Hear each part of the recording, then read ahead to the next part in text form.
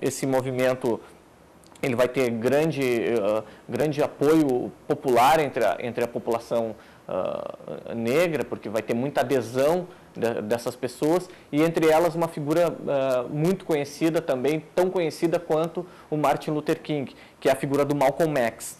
O Malcolm X, embora ele não tenha chegado até o ano de 68, ele é uma figura representativa desse ano mítico que é 68. O Malcolm X ele defendia a ideia de que os negros deveriam lutar por aquilo que eles achavam correto da forma que fosse necessário. Ou seja, uma palavra que Malcolm X dizia, que dizia muita coisa, era uma palavra só, mas que tinha um significado muito forte, que era defendam-se. Ele dizia para os negros se defenderem da polícia, dizia para os negros se defenderem das pessoas que os discriminavam nos lugares públicos, etc. e tal, da forma que fosse necessário. Somos violentos com quem... aliás, somos não violentos com quem não é violento conosco. Com aqueles que forem violentos conosco, seremos violentos também, responderemos na mesma moeda. Coisa que o Martin Luther King jamais admitiu. Então, eles começaram a ter muito mais inserção, começaram a ter várias filiais por todo o país, e vai chegar um momento, 1967, que isso está documentado, que o FBI vai declarar os Panteras Negras como inimigo interno número 1 dos Estados Unidos. Com o assassinato violento do Martin Luther King, uma pessoa que sempre lutou pela não violência, em abril de 68, e a atitude dos Panteras Negras e de outros movimentos ligados ao Black Power vai ter não uma mudança, porque eles sempre pensaram assim, mas digamos que vai ter um crescimento vertiginoso.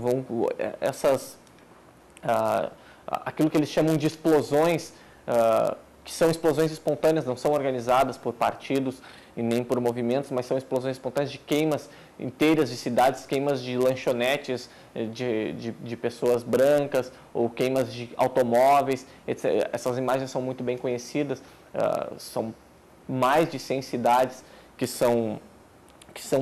literalmente queimam nos Estados Unidos por essa população já inconformada com com as arbitrariedades sofridas, com os seus direitos tolhidos durante séculos, e agora mais ainda com a morte do Martin Luther King. Fora dos Estados Unidos e nos Estados Unidos, a discussão deixa de ser simplesmente nós temos que ter uma sociedade sem classes, nós temos que ter uma sociedade onde o trabalhador não seja explorado, portanto, o trabalhador não pode ter um patrão, enfim.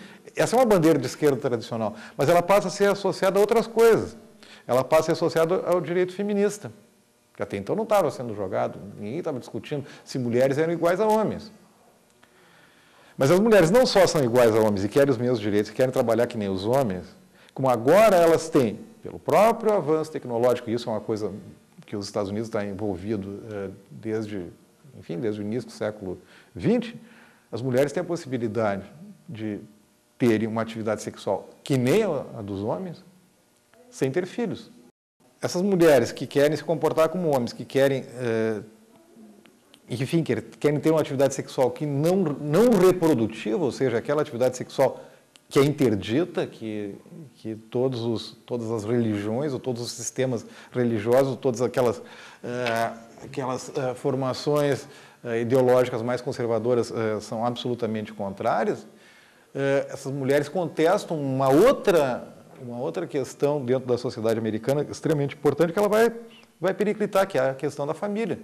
Bom, nós não precisamos ter família. A família é uma instituição burguesa, a família é importante para manter a sociedade como ela está, e a sociedade como está não nos serve.